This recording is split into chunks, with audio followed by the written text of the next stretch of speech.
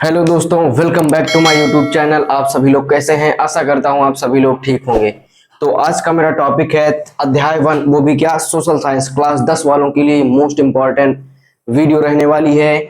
ये यूरोप में राष्ट्रवाद का उदय, इसके मैं कुछ ऑब्जेक्टिव क्वेश्चन बताऊंगा एंड शॉर्ट आंसर, और जो इंपॉर्टेंट लॉन्ग आंसर हैं उनके बारे में हम आज डिस्कस करेंगे।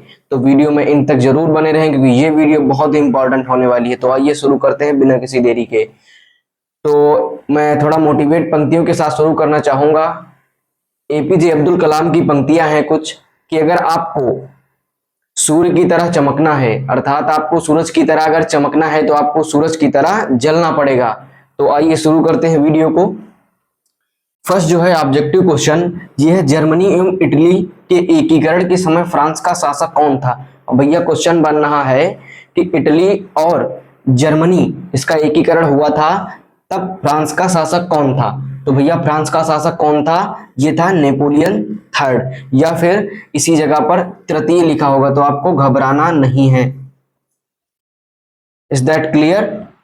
फिर सेकंड नंबर पर देखते हैं कि रक्त एवं लौह की नीति का अवलंबन किसने किया। तो भैया रक्त और लौह की नीति का अवलंबन किसने किया? तो ये भैया किया था, थर्ड नंबर सही हो जाएगा आपका, बिस्मार्क। फिर क्या है, इटली एवं जर्मनी के एकीकरण में निम्न में से कौन सा देश विरुद्ध था। यानी जब इटली और जर्मनी का एकीकरण हो रहा था तो इसके विरुद्ध में कौन सा देश था? तो भैया वो था ऑस्ट्रिया। ये तीनों क्वेश्चन आपके क्लियर हो गए। तो चलिए आगे बढ़ते हैं।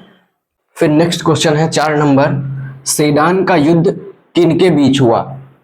तो पहला ऑप्शन है प्रसा और ब्रिटेन, फिर सेकंड ऑप्शन है ब्रिटेन और फ्रांस, फिर थर्ड ऑप्शन है फ्रांस और प्रसा, फिर फोर्थ ऑप्शन है प्रसा और रूस। तो ये हुआ था सेडान का युद्ध फ्रांस और प्रसा के बीच, फ्रांस और प्रसा के बीच। फिर 5 नंबर पर क्वेश्चन है, युवा इटली संस्था का विकास किया, यानी युवा इटली संस्था का विकास किसने किया। तो किसने किया? ऑप्शन है हमारे पास मेजनी, काउंट कबूर ने, गैरीबाल्डी ने या बिस्मार्क ने। तो ये भैया विकास किया था मेजनी या मेथ्सनी, आप में आएगा तो आपको घबराना नहीं है। फिर 6 नंबर पर है, वियना कांग्रेस में कौन राष्ट्र सम्मिलित नहीं था। वियना कांग्रेस में कौन सा राष्ट्र सम्मिलित नहीं था? तो कौन था? ऑप्शन है हमारे पास ब्रिटेन, रूस, फ्रांस, जर्मनी। तो कौन नहीं था? जर्मनी नहीं था। तो अब सीधा हम बढ़ते हैं शॉर्ट आंसर की ओर, तो वीडियो में बने रहिए। फिर आते हैं हम सीधे लॉन्ग आंसर पर। तो लॉन्ग आंसर क्या है हमारा, कि फ्रांस की क्रांति कब हुई थी। ये मोस्ट इंपॉर्टेंट क्वेश्चन है, ये जरूर आपको देखना है क्वेश्चन, ये 2-3 बार रिवाइज करना है क्वेश्चन को। इसका मुख्य कारण क्या था, ये बहुत बार क्वेश्चन पूछा गया है बोर्ड एग्जाम में। तो क्या था भैया कि फ्रांस की क्रांति 1789 ईस्वी में, अब 1789 ईस्वी में फ्रांस की क्रांति हुई थी। तो ये ऑब्जेक्टिव क्वेश्चन में कभी कभी एग्जामिनर पूछ लेता है कि फ्रांस की क्रांति कब हुई थी। आपको ऑप्शन 4 देगा, 1790, 1779, 1789 और 1780। तो क्या भैया है 1789 में, ये आपको ध्यान में रखना है। 1789 ईस्वी में लुई 16वें के शासनकाल में हुई थी। फिर क्या है नंबर 1, दोष युक्त शासन प्रणाली। इसका मुख्य कारण जो था वो सबसे नंबर 1 पर था, जो दोष युक्त शासन प्रणाली। क्या था भैया कि फ्रांस की क्रांति का मुख्य कारण वहाँ की दोष युक्त शासन प्रणाली थी। फिर क्या बता रहा है कि राजा देश का प्रधान था, शासन के अंतर्गत करों की वसूली करने के लिए प्रणाली थी, यानी शासन के अंतर्गत कर की वसूल करने की ये प्रणाली थी। प्रणाली जो थी वो अत्यधिक दोषपूर्ण थी। क्या बता रहा है कि प्रणाली भी अत्यधिक दोषपूर्ण थी। फिर राज्य स्वयं अपने अधिकारों द्वारा कर वसूली नहीं करता था। जो राज्य था ये अपने अधिकारों द्वारा स्वयं कर वसूली नहीं करता था, जिससे फ्रांस के लोगों में असंतोष की भावना फैल गई। अब देखिए हम कितने इजी वर्डों में ये क्वेश्चन लिखे हैं। तो ये आपको क्वेश्चन आप लोगों को क्लियर है। फिर मैं इसके आगे का बताता हूँ प्रोसेस। तो मैंने बताया था पहला पॉइंट फ्रांसीसी क्रांति में इसके क्या कारण थे। तो पहला कारण मैंने बताया था कि दोषयुक्त शासन प्रणाली, और दूसरा कारण क्या था कि सामाजिक असमानता। सामाजिक असमानता जो था इसका एक महत्वपूर्ण कारण था। तो क्या था भैया, फ्रांस की क्रांति एक महत्वपूर्ण कारण था, वो क्या था, सामाजिक असमानता।